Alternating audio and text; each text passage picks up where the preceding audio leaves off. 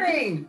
Good morning. Thank you, Morning. Cindy. Thank you, Jen. Thank you, Sarah. Good morning. Good morning. Morning. Good morning. I love it. Morning. Oh my gosh. Good Makes my morning. heart smile. Shelby and who else? I feel like From people are across the just hall. like jumping in. Yeah.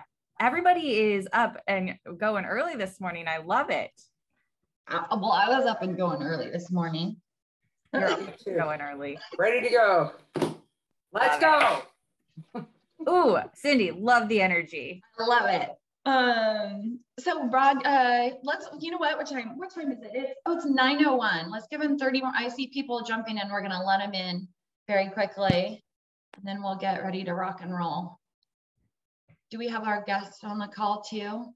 I saw his face. He's here. Okay. I'm here. Jesse, hello. Hello. Good morning. You had me sweating last night. Like, didn't know what was going on. So thank you for being here early. I appreciate it. I had you sweating. How did I do that? I'm in. I'm here. I love it. Sorry about that. We're thankful you're here. While you guys get going, I will say Katie is the most organized leader of these team meetings that I have been involved with ever in my life. And I've been doing this for most of my life. So thank you, Katie. And I apologize if I made you sweat. I was in and I'm here. Love it. What he means is I called him, I emailed him 3 times, and I texted him. So I was so excited, Jesse. I was so excited. I love it. Living up to those expectations will be tough, but we'll have a fun conversation. Oh my gosh. Okay, let's get started, Leslie. Thank goodness Katie is keeping us organized because I'm broadcasting from a new location today. So on our Keller Williams Roseburg office. So we've got people joining from all over the state. So let's get rocking. Welcome everybody to our monthly State of the Industry with the Xperience Brokerage Network. So for all the new faces on the call, we decided to remember, Katie, that we're going to reintroduce ourselves every time. Because we have so many new family members joining. So I'm Leslie Hilford. I'm the general manager of the Xperience Brokerage Network, which encompasses 4 Keller Williams market centers here in the state of Oregon, from Portland to Hillsborough, Portland Metro, Salem, Eugene, and Southern Oregon. So welcome family members from across the state. And Katie, who are you? I'm Katie Hardman. I am the COO of the Xperience Brokerage Network and the team leader for the amazing Keller Williams Sunset Corridor in Hillsborough. And like Leslie said, the reason that we reintroduce ourselves every month is because we've actually added 23 new family members to the brokerage network since the last time that we were together. So I just wanted to spend a minute and say welcome to all of the amazing agents that joined us since June. So Cindy, I saw you were on the call. You're new to our back to our family. So glad you're here. And everybody, welcome.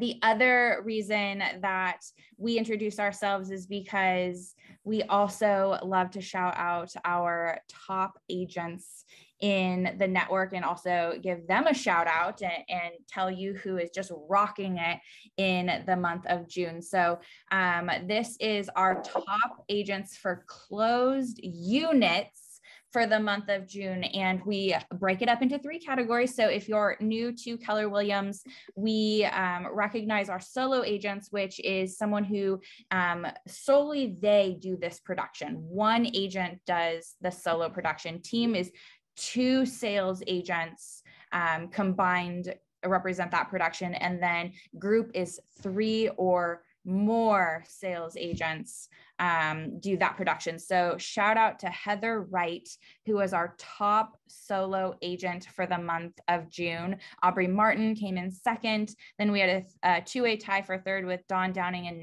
Nelson, and then a 3-way tie with Erica, Pam, and Susan with 5 closed units. In the team category, I love this.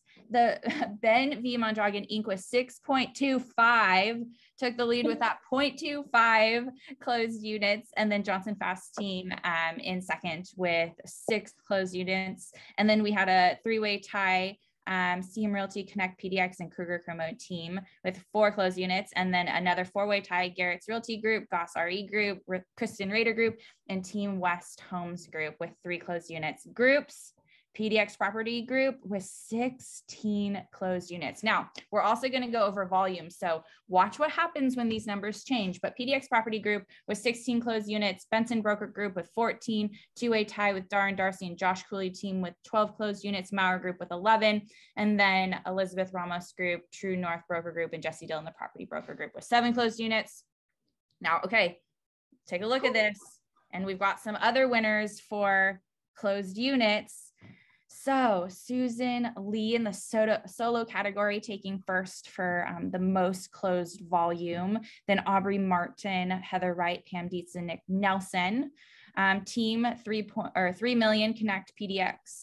Johnson Fast Team 2.8 million, Ben V Mondragon Inc. with 2.5, Garrett's Realty Group 1.7, and Kristen Rader Group with 1.7. It's interesting what you focus on may expand here. So if you're focusing on units, maybe you do more units, or if you're focusing on volume, maybe you do less units, but you're leading in the volume category. So PDX Property Group with 12 million, Maurer Group with 8.6, Darren Darcy with 8.5, Josh Cooley with 7.5, and Benson Broker Group with 5.2. So congrats to all of our top agents for really throwing it down in the month of June.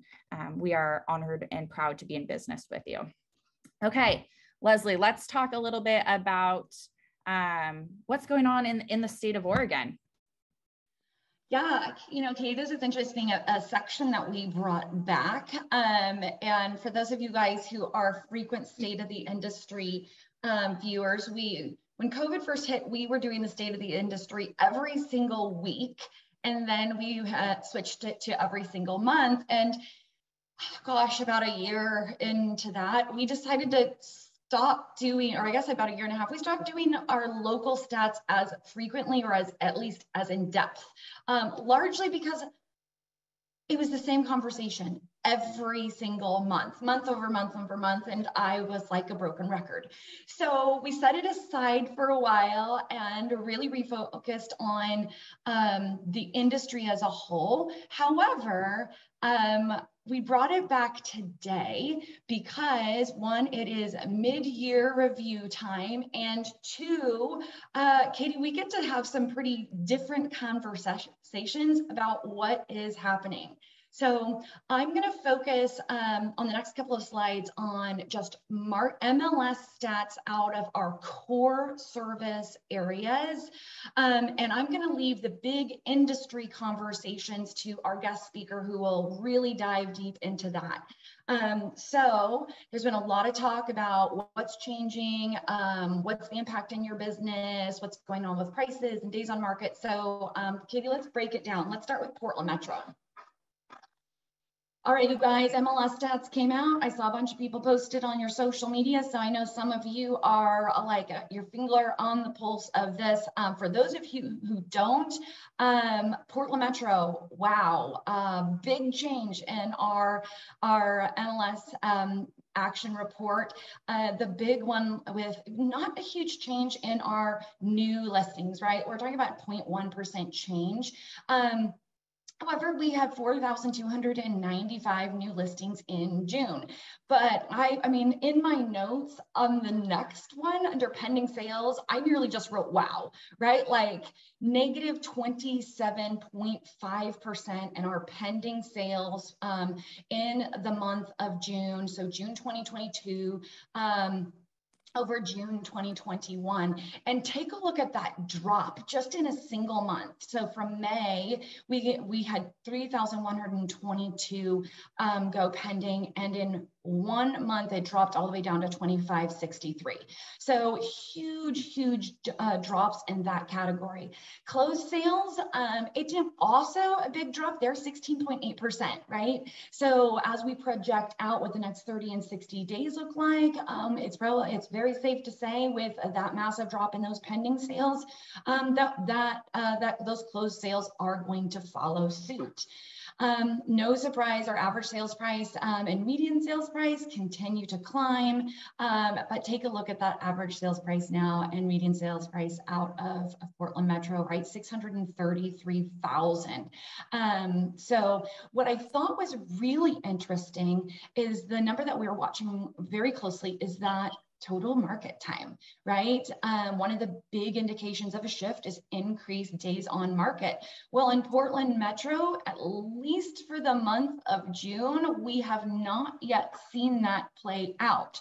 So that doesn't mean that you don't have houses, particular homes that you've got listed sitting. However, we're still 18 days on market, which is 16.8% less than it was. Now, once again, if we project that over time, increased listings, decrease of pendings, of course, I expect that our July numbers will tell a very, very different story. Kitty, let's go to our absorption rate. Also a big story here, right? Like a jump. This is the largest 1 month jump in inventory in the Portland Metro area that we've seen since basically the month of March 2020 to April, which was the month that we closed down the state. So 0.4 months increase in a single month. Just once again, showing that with that slowdown of pending sales, we've got more inventory on the market. Good news for your buyers out there. And of course, with the industry changes, impacts of interest rates, we'll go into that more later. That's kind of starting to show up in our availability of homes. Let's keep rocking. No surprise here, you guys, we're not going to go too deep. There's your average sales price and your median sales price. Once again, you guys, we share all these slides with you. So if you want to take them and incorporate them into your social media, into your presentations, please do so. This is just a great slide showing where we're going with average and median. Now, this is the one that I want you to watch these stats across the 4 service areas that we provide. Finally, that graph is looking dramatically different, right? Like take a look at that red spike. That is 2022 active residential listings and that number of 4,085. So once again, massive change. We're going to be watching this line and this trend for the remainder of 2022. But we are finally coming off of that common trend mark that we saw in 2020 and 2021. So we're starting to see the story play out here in Portland Metro. All right, let's switch over to Lane County. Lane County is going to be similar, but just not as dramatic in some of those conversations, right? New listings were down 0.2%. Pending sales, once again, where Portland Metro was down 27, Lane County, you're down 15.5. So still a pretty dramatic change in those pending sales. And of course, your closed sales are following suit. 18 days on market. So that's exactly the same as Portland Metro area. Once again, that increase of inventory has not yet translated on the total market front of increased time on market with the full expectation that as we project forward, that's going to be very different in the months to come. Okay, you guys, 1.1 months of inventory down in Lane County. You've held the crown for most of the last 2 years. You still have that. You have the lowest inventory rates in the state of Oregon. So we still need those listings down in Lane County, but you did have that jump from 0.9 to 1.1. So congratulations, you have finally crossed over the 1 month of inventory mark. Once again, no surprise here, 16.9% increase in your average sales price, 16% increase in your median sales price. It'll be interesting to see the rate at which we continue to increase as that inventory goes up. But right now, those are still really solid appreciation numbers. All right, we're going to move on to same, here's that graph that I said to watch as we go through the different service areas, almost identical to the Portland Metro, right? Like where we're coming off of those similar trend lines for 2020 and 2021, that red with that big spike, and you have now crossed over over 533 active residential listings on the market. So that's a huge change from the 388 that were available in May, and than the 225 that were available in January. So we are steadily climbing as we progress through this year. All right, Salem. All right, this is also their active listings and months on inventory. Your active listings took a huge jump, 23.56%. So you have 1880. You are now at 1.8 months of inventory. So we are climbing up and quickly approaching that 2 months of inventory. So you had a 20% jump in a single month over month, 2022 over 2021. Once again, no surprises there. Can you hear that next one? This one's just, they put their graphs out a little bit different in the Salem and surrounding areas. So here's your average and median home prices. So once again, I think the big one there is with that huge increase in your average sales price. Look at that, 2022 year to date, your average sales price, $478,329. Massive difference from 2021, and even going back from 2020, look at that, 370 to 478,000. So just a huge increase in prices. Projecting those will continue, but not at that same rate that we have experienced. Okay, so here's your percentage share. So similar to what we saw in Portland Metro, right? Your closed sales down 8.56, new listings down 2.57, pending sales down. Once again, guys, that's a massive number, 29.9%. So almost 30% reduction in those pending listings in Salem. So for those of you who are feeling maybe a slowdown in your business, and not that we want to validate that or give us a reason to say, yep, my business is like everyone else's, but MLS wide, it's a pretty dramatic drop in those numbers, and that might give you some insight into what is happening in your business today. Keep rocking. Okay. New listings month by month, there we saw negative 2.57. That just gives you another graph to show those 22 all the way back to 2019 and how we compare. I know I'm going through these pretty quickly, you guys, you will get them, but I want to make sure we hit on all four before we go to the bigger picture. Southern Oregon, once again, there's that same graph again. Check out that red line, active listings skyrocketing in our Jackson County. Now, the one on the left side there, number of listings, you can see it jumping. The one on the right side is just your listing price. No surprise, you are writing at a higher average list price and median list price in Jackson County. But inventory is the big story across the state. Rockin'. This was a big one, your absorption rate. So congratulations, you guys have 2.42 months of inventory. So that's a 62.47% change. So big change there. We're not going to go too deep into average list price or median list price. They are consistently growing over time. Your average list price is $698. Wow, that's a big impressive number, up 11.17%. Median sales price, not as big of a jump, but once again, those low inventory price, these are still remarkably low inventory levels, leading to increase in prices. We'll be watching that closely over the next 6 months. And then we're going to wrap it up with Josephine County. Same story across the state, lots and lots of inventory. Listing prices are higher, but we've got a spike across the state. And then we'll wrap up with their actual absorption rate, Katie, which I thought was really interesting. And this is something to watch down there in the South in Josephine County. You guys are at 3.21 months of inventory. That is an 87% increase over this time last year when you were writing at 1.71. And also interesting, in this market, remember all markets are local. They are the only ones showing up on the board with a decrease of their average list price. And it's down, interestingly enough, down 6.38%. Whew, Katie, that was a lot of words really fast. Did we get everybody?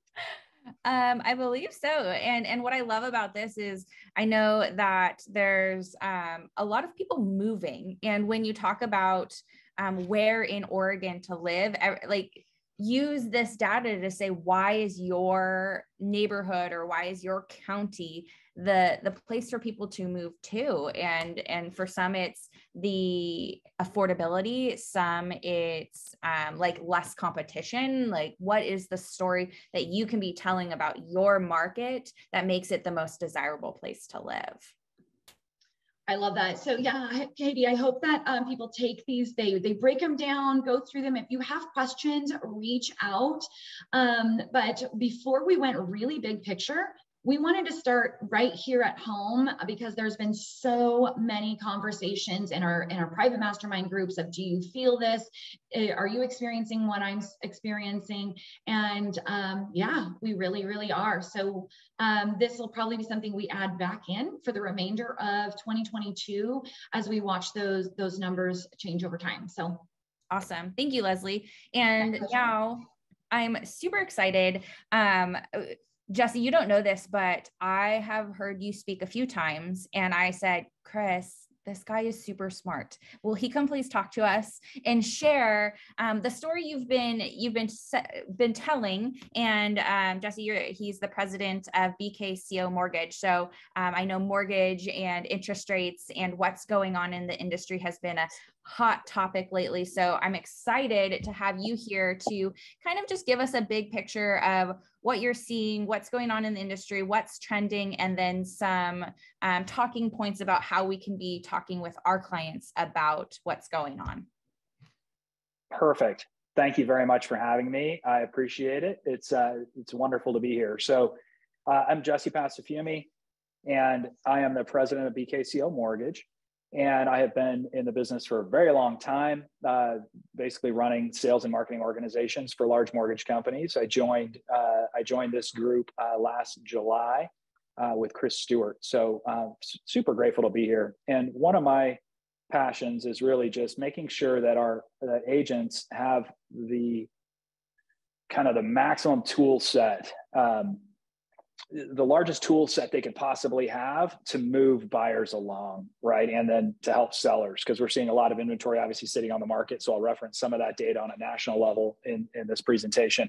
But we want to make sure you have the tools, both the language and the actual physical materials you need to help your sales process, right? Because you guys, this market is adjusting dramatically and quickly, but that doesn't have to be a bad thing, right? The way we think about this today is that if you've been in the business for any length of time, you've been through a market like this before, and this is starting to feel a little bit normal. The issue that we have, and Katie, are you still managing waiting room? I know you made me a co-host. Okay, got it. So the issue that we have is that the last couple of years were wild, right? We list a house on Friday and it sells on Sunday. That's not the case anymore. Now it's time to just get back to the basics. And I'm sure you guys are talking about this every week, but you need to get back to the basics. You need to increase your expertise and start using the tools that are available to get homes sold and to get your buyers off the fence. So we'll talk a little bit about that today. I'll give you a couple of talk tracks. But I wanted to first introduce Christine Dunn is our MLO that is available for you guys. And she's on the call. So Christine is our top producing MLO. She lives right there in your area, which is awesome. And I absolutely love working with her. One of the things that makes her an incredibly strong partner is that she knows the business, and everything we're talking about today. She's the person I talk to and I'm like, hey, does this make sense on this 2-1 buy down? Does this make sense? So Christine, if you're out there, can you just jump on real quick, introduce yourself, and then we'll get going. Yeah. Hi, good morning, everyone. I am Christine Dunn. I actually live right over here in Vancouver. And believe it or not, this is my 27th year in the business. I got licensed as an agent in 1996 and made a switch to lending in 2014. So I've been through a few changing markets. And honestly, they don't scare me. And I love partnering with people to brainstorm and, figure out ways to push through markets like this. So I love the phone calls. I love the emails. I love the texts. I'm not afraid to work after hours or weekends. So, you know, hit me up, and I would love to partner with you guys on some stuff if I can be helpful and useful to you. All right. Thanks, Christine. I appreciate it. Okay, I'm going to pop into a screen share here.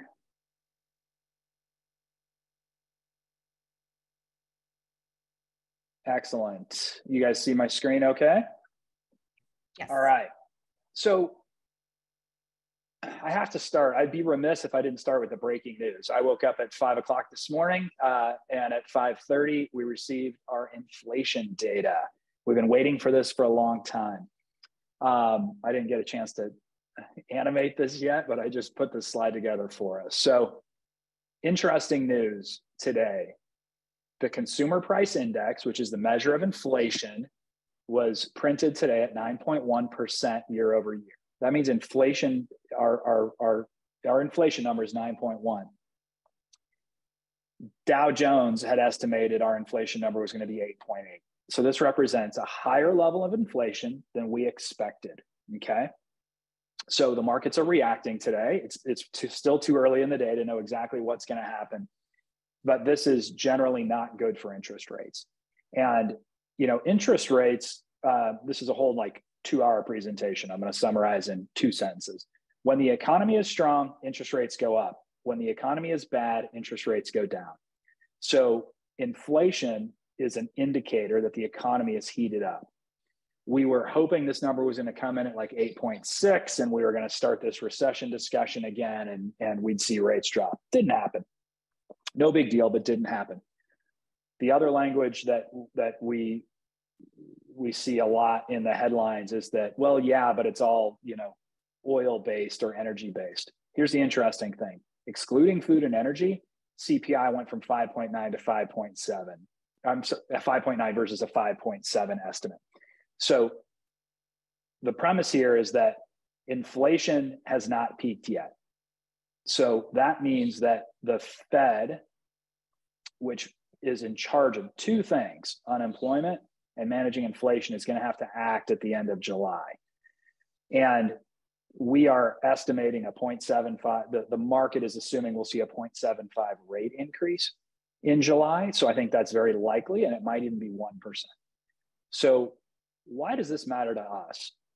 And you also see here that mortgage rates are likely going up. We'll see what happens today. They went up quickly this morning. I mean, we lost like 1/4 point on rate this morning, but then we had a small improvement. So we'll see what happens with rates.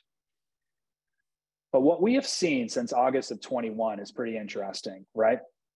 Rates started out in the 3% range, right, in August, and they climbed a little bit. And then by June 9th, they were at 5.5%. That was a huge uptick. And then on June 15th, we saw 6.5%.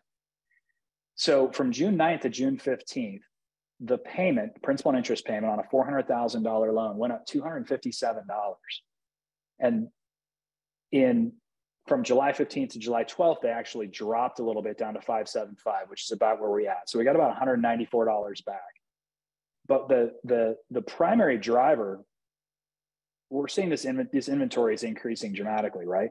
One of the primary drivers is this number right here. And that was all June data, right? We're in July now, rates have dropped a little bit. But if you look at August to June, there's an $842 a month increase in the cost of a home. This does not include, in the cost of a $400,000 loan, this does not include appreciation. When you layer in appreciation on this, the same exact house price was up almost 100% during that time frame. So a lot of the slowdown we're seeing, and we just went through a whole series of slides, right? Leslie just was ripping through those things. And the theme was, I liked all that data. That's the data you need. So when you get that PowerPoint, hold on to that, because it's going to tie into what we're talking about, right? Because I use national data for my presentation. But what's happened is that interest rates have run up so fast, mortgage payments have gotten really ugly. At one point, when things were at 6.5, we had 30% of our TBD, so our shoppers, our buyers that are shopping for loans, that no longer qualified for the same house we approved them for. Okay, so here's how I want you to reframe this. the mortgage rates and the payment have really slowed down the purchase behavior. It's not about, so this is really not about an inventory problem. And I don't know if Chris has done his full inventory and home value support for home values presentation, but that's a valuable one. Okay, perfect. So you guys have seen this, like home values aren't going down. Pendings are going down because people can't afford this. They either can't afford this payment, or most likely they're just in shock. So we just need some time for this to normalize. So when you look at inventory creation, pendings going down, right? It's easy to look at that data as a standalone. I could take any one of Leslie's slides there and say, oh my gosh, this market is going to crash. That's not actually what's happening. And we'll get into this in a little more detail. What's happening is that people are just shocked. I mean, $842, you knocked the 194 off. We're still $600 higher on a mortgage payment than we were last August. So if you're looking at Zillow, right, or you're looking at your Brivity or whatever system you're using, you know, realtor.com, buyers are looking at this. And last August, they're like, you know, shopping for homes casually while they're watching TV, right? They see a $2,000 payment or a $1,686 payment. Today, they see a $2,500 payment. That is visually shocking, right? From a sales perspective for us, that's what we have to overcome. So that's what's happened. And we believe that's the primary driver of decrease in sales, right? Decrease in pendings and an increase in inventory. Now, the good news is that there's more inventory, right? So let's talk about the market just for another minute here. The economic fundamentals remain strong. I can show you 15 articles a day about the pending recession. Guess what? It's not here yet, and it will arrive at some point, but we're not there. So if any of your buyers are waiting for some mythical recession that's going to tank home values and tank interest rates, they could be waiting a long time, and they're going to lose all of this opportunity to build equity, right? Oh, it's not clicking. There we go. We talked about inflation already. We talked about the Fed. The real estate market is not shifting, it's normalizing, right? And I think I probably said it's shifting. I'm trying to get this language changed, but we're really just normalizing. Anyone that's been in the business for more than 3 years knows that less than 1 month of inventory is unhealthy. Frankly, we're at about running up to about 2 months in most of those slides. Still not healthy, right? That's still not a balanced market. It's still not a buyer's market. We are still sitting in a seller's market. So it's really important that you reframe this for yourself and your buyers and sellers, right? The mortgage market is going to remain volatile. I don't know what rates are going to do. You know, we're talking to Chris and Ben, and, you know, think rates could go to 7 or they could go to 5. No one really knows, right? But it's going to be volatile. So you have to manage that volatility. What happens to your buyers that you're shopping with right now if the rate jumps up by 1%? What happens if it goes down by 0.5%? Does that change their behavior or change their desire to buy? What does that change their shopping behavior? So it's just, you need to think about that when you're talking to your buyers. So we have to manage 2 things. Number 1 is perception, and number 2 is just affordability, right? So if we were shopping, I had a great call this morning with one of our MLOs. We're shopping for a $230,000 condo, which is hard to find in most markets. In this market, there might be 3 or 4. Rates jump up by 0.5%. They can no longer afford $230,000. What do we do, right? We're going to get to that. So it's important that you understand your affordability and your tolerances, and that you begin to change perception. Because I can take any one of these data points and make it bad.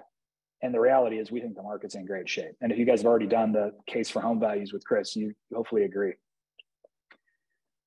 And I will get these slides over to Katie for her to distribute when we're done. Okay, so don't worry about writing this down.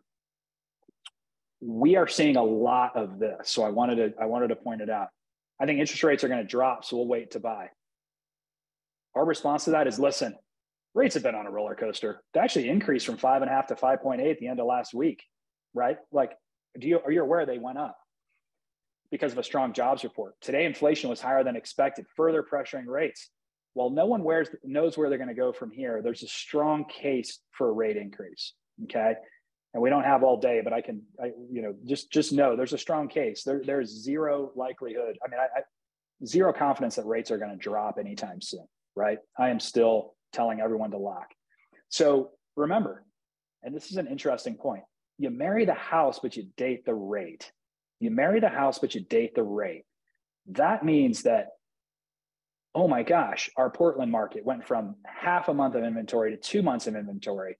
You see a house you like, let's buy the house and not worry about interest rates. If this recession happens and rates drop, you're going to be able to refinance with no cost, right? And there's lenders that do that, but BKCO, for the returning clients, we waive all of our fees, and we do this for new clients as well. But you'll be able to refinance for no cost and chase the rate down. So let's get in now to take advantage of further appreciation. That's the message you want to deliver on rates. Let's talk about home values. So this is a national data. This is a national data set. So this is not Portland specific. So you would layer in your own data, but it's fairly reflective. This little tail here, and this is from the Harvard Business Review study on the state of the nation's housing. So this is a pretty solid source, but we look at supply. We look at supply on homes. We know pendings are down. We know the market feels lighter. We think it's because interest rates have popped up and people are a little panicky. The message we need to deliver, though, is that a normalized market has a balanced market has about 6 months of inventory. When you look back, 1999 all the way through to 2005, 2006, right? We had significant appreciation. We had significant appreciation 13 into 19, and we were running in this 4 months of inventory range. We have gone up. Inventory has increased, but it's only at two months worth of inventory. Okay. So this is the month of supply on the right-hand side. So the belief here is that while there is more inventory, all these buyers that are sitting on the sidelines waiting for the market to adjust or crash or collapse are going to be waiting a long time, and they're going to miss out on significant appreciation. The Realtor.com recently adjusted their appreciation predictions from 2.6% for the whole year of 22 to 6.5% or 6.6% for the whole year of 22. So even Realtor.com has said, hey, we think home values are going to continue to appreciate. So this is not yet a buyer's market, and that's an incredibly important component. In fact, Jerome Powell in his June meeting said that the inventory of finished homes that are for sale is incredibly low, historically low. So it's still a very tight market. So prices may keep going up for a while, even in a world where rates are up. So that's the point you want to communicate with your buyers. Now, sellers are a slightly different matter, right? Excuse me. Sellers are a slightly different matter. When we think about our sellers, we want to move houses, right? And appreciation is definitely slowing. There's no debate about that. So you have a different communication set with your sellers, right? We want to price these homes correctly. I'm going to give you a couple strategies. I'm going to give you a couple strategies that you can use to move your houses without dumping price. So we'll get to that in a second. But this is an important component. Now, this home values are going to crash conversation, right? So our talk track on this, and we're doing this every day too with your buyers. Recently, inventory increased from there's a language problem there. I apologize. Recently, inventory increased from less than 1 month to approximately 2 months. The balanced market has 6 months of inventory. We're a long way from a balanced market. Oh, and then here's our Realtor.com. Recently revised their home price appreciation predictions for 2022. Demand is still driving our market. And what I want you to do after that is take those slides, take the select group of those slides, and you can look at price corrections with sale, time on market, number of immediate sales. And all of those things are still in really good shape. So inventory is going up, pendings are going down. Statistics can be made to tell any story you want, right? We believe the real story is that, yeah, interest rates have put some pressure on new sales, but home values are still going up. And now is still a great time to buy. That's the message. And you want to use your own markets data to tell that story. Any questions on that stuff? And I don't think I'm seeing anything in the chat. We're a chatless meeting. You can either raise your hand or you can just yell out, which I probably should have said earlier.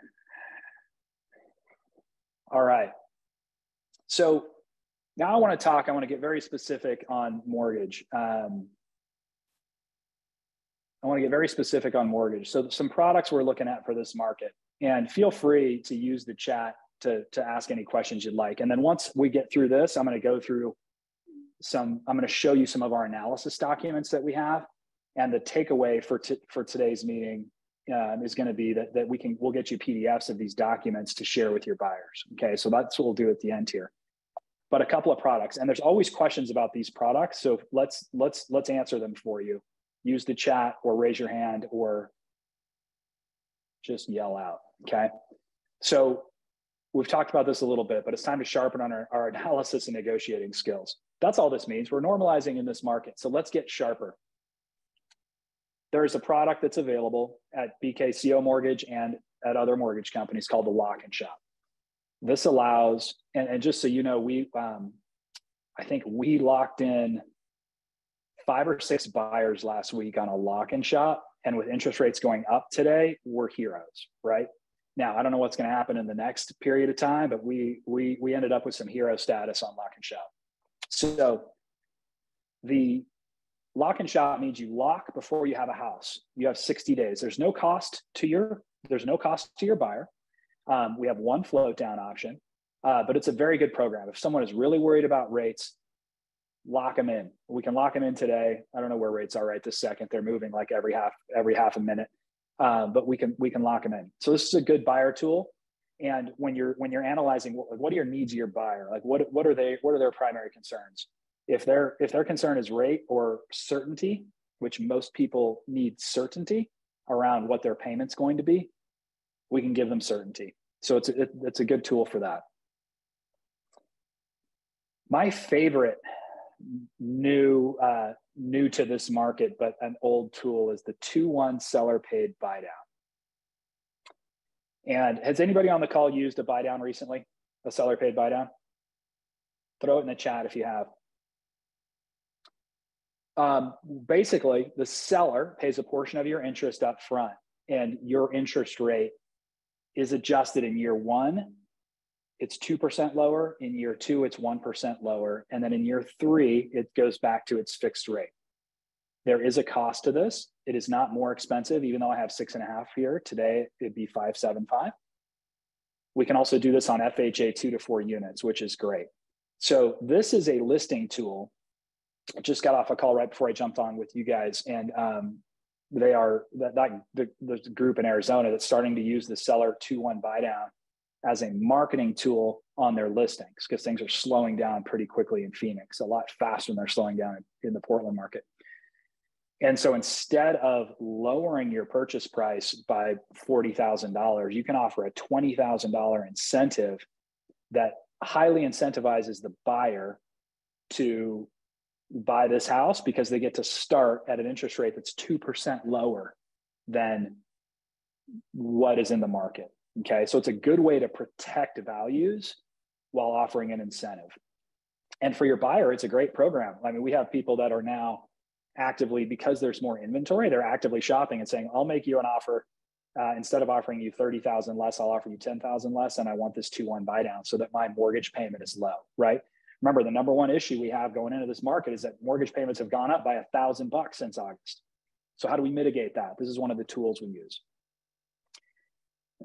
Seller credits in general.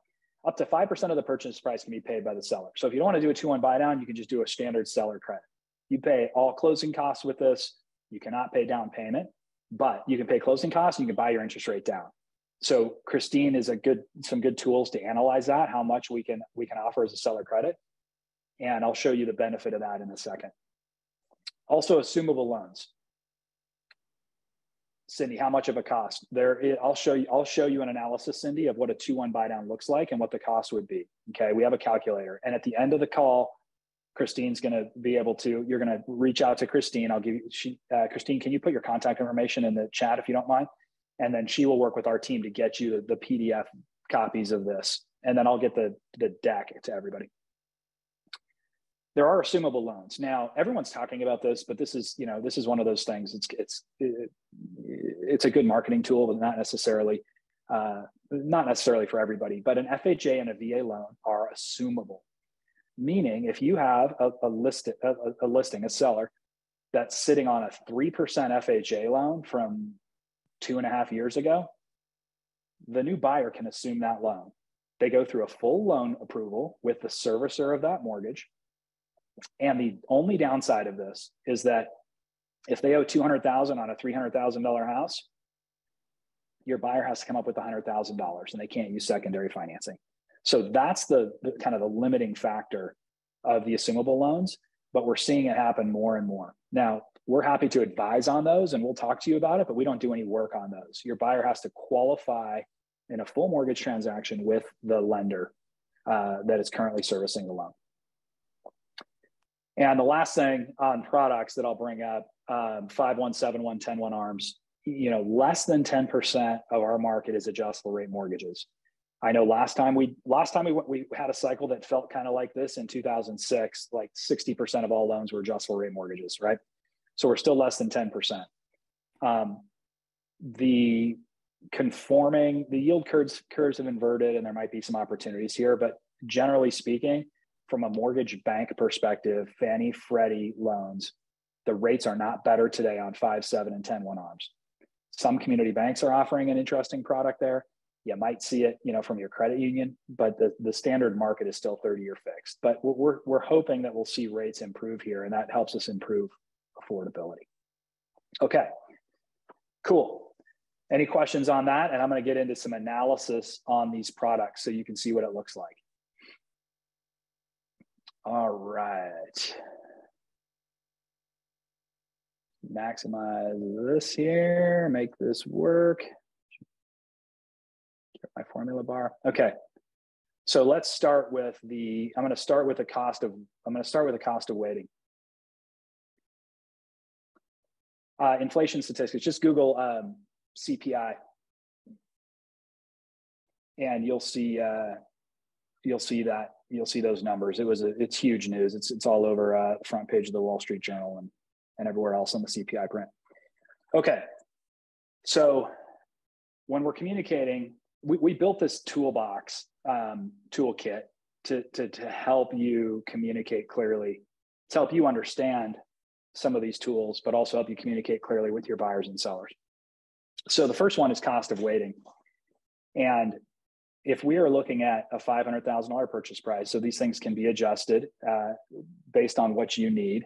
I have a young lady on my team, Ashley, who handles all this stuff. So you'll be able to work through Christine. She'll connect you with Ashley and we can get you what you need. And we do a lot of these each week. But a $500,000 house, scenario one, if home values drop by 5%, right? We don't think they are, but let's say they do, but rates go up by 1%, it still costs $130 more per month to buy that house. Now, if rates go up 5%, if prices go up 5%, which is the most likely scenario for the end of the year, especially if, according to realtor.com, and interest rates go up by 1.5%, which is a very likely scenario, you're looking at $531 more a month, right?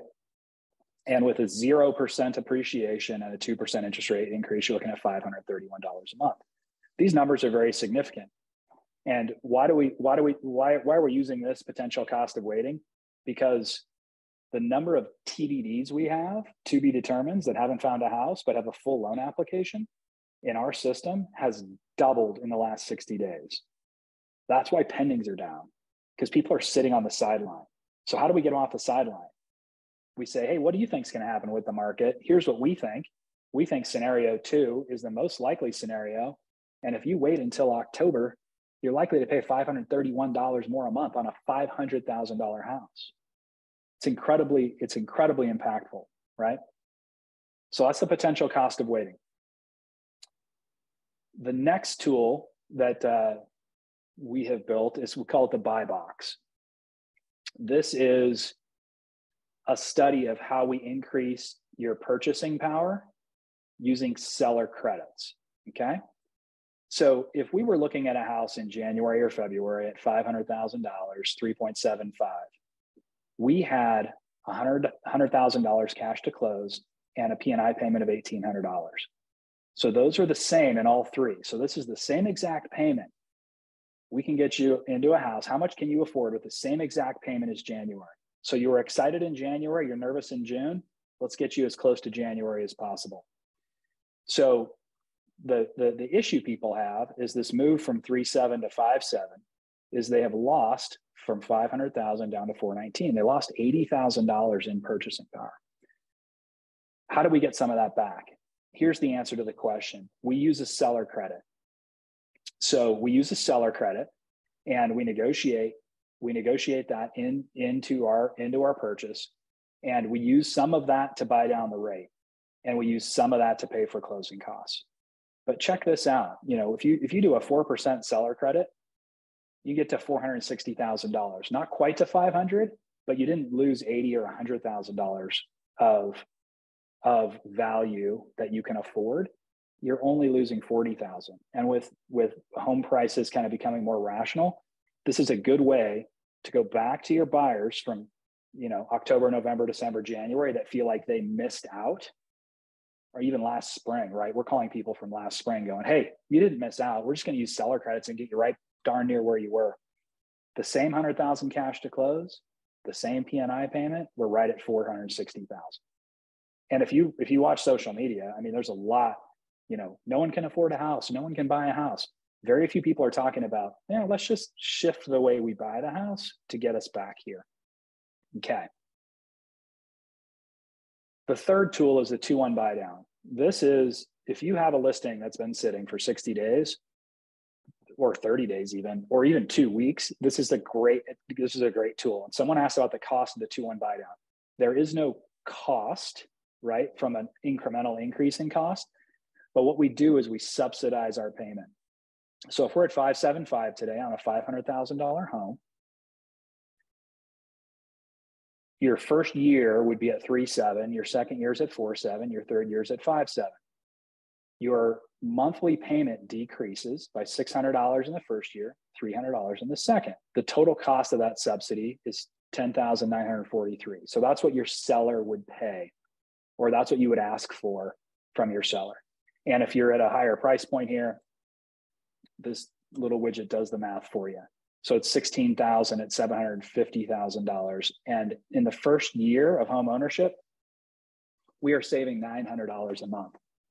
So as a reminder, on the listing side, this is a great tool to offer this. And we're putting a flyer together specifically for this, and that will get to you.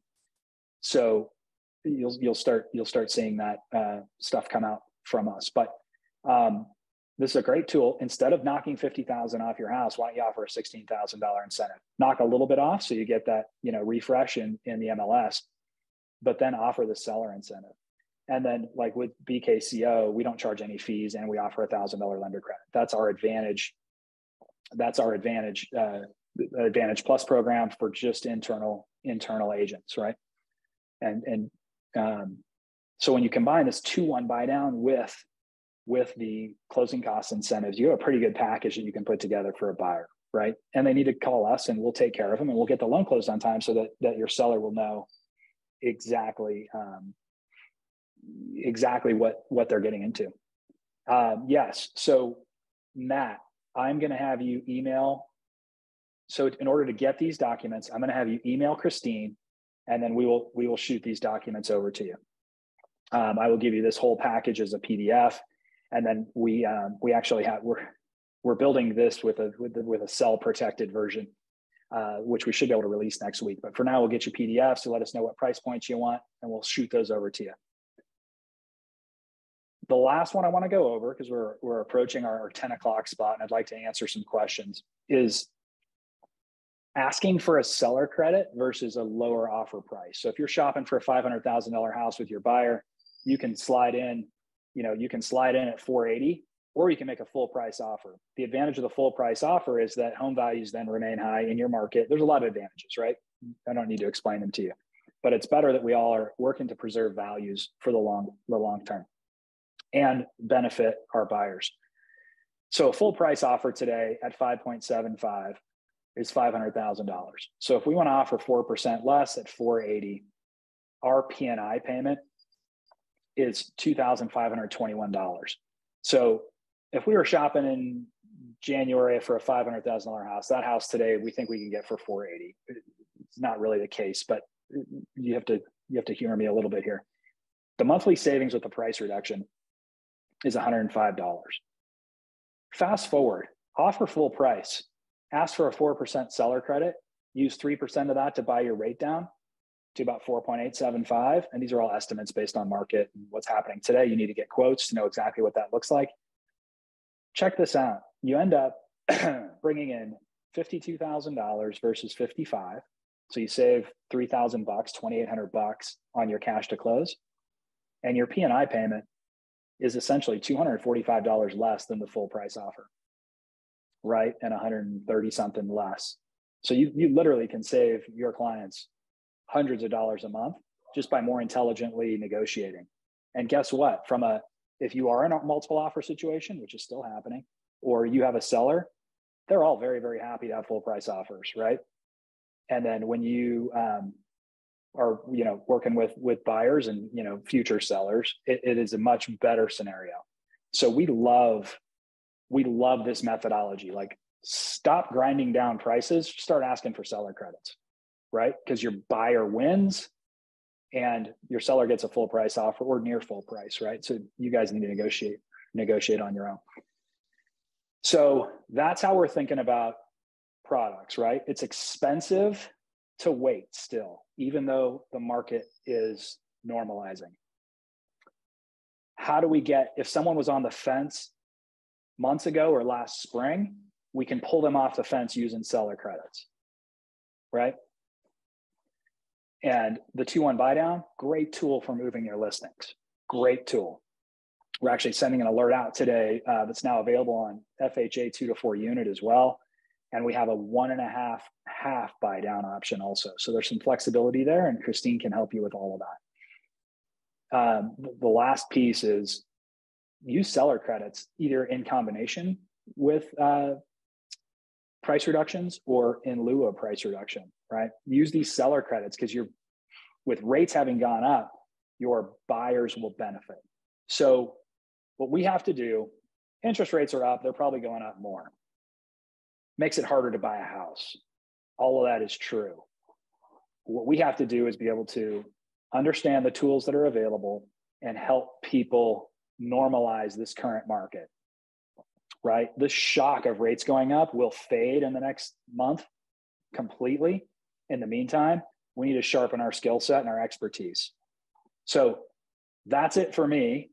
What questions do we have? I see just a couple of chats, no questions in there. Oh, there we go. How can listing agents advertise a 2-1 seller buy down? We would take this analysis and give it to you. This is all compliance approved analysis, Ted.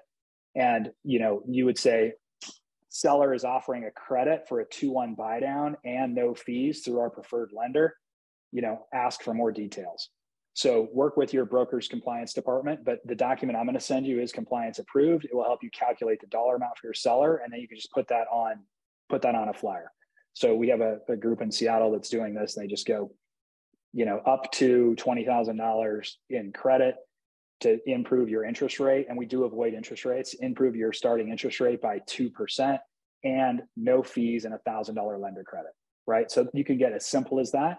Or if you want something more specific, we can help with that as well, right? To give you an exact dollar amount. But it all varies based on down payment and what the market does each and every day. Good question. Any other questions? Did I miss anything in there? No. Okay. So Christine, can you throw your email address in one more time? Please. I will also send out Christine's information to everybody with the recap. So you'll have it in your email as well. Thank you. Here's the takeaway. We want to get you this in the PDF format so you can share it with your buyers. If you need something customized, you're going to reach out to us. Email Christine. She will connect you with Ashley, make sure you're in our system properly, make sure we know we sent this to you, and we will get this out to you, okay? The other thing we're going to do is just make sure that you're getting our monthly. I don't think your group at this point is getting our Monday emails, but we have okay. So with permission, I will definitely put anybody that asks into our Monday email. On Mondays, we send an email. It has a script of the week. We do a full interest rate market assessment, and we have an email that you can forward directly to your buyers in that in the body of that talks about the market. So each week we just have a little mortgage spin, right? So if you have potential buyers or leads, you can just literally copy and paste it and send it. We also have a product of the week where we're talking about all this stuff in more detail. So it's kind of a long digest type email, but it has social tiles that you can post social if you want, or you can copy our tiles and make them your own. That comes out every Monday, and it's a good just primer on mortgage, right? Whether you use us or not is irrelevant. We would love to be your partner and earn your partnership. But at the end of the day, this is just good information. So we work very hard on that. We've worked with Suarez. He's helped me develop that email over the last couple of months. So it's a good tool. It's a good tool for you. So I will make sure you receive that. You've got Christine's information. Yeah, if you want to make sure you get the email next Monday before we get a full roster, just email Christine. We'll get you on the list, right? We are a Chris Suarez company, in fact. So we have a HubSpot and we track everything obsessively per the organization's culture, which I love. One of the reasons I'm here. All right, I'm going to stop sharing my screen. We're right at 10 o'clock. Any last questions?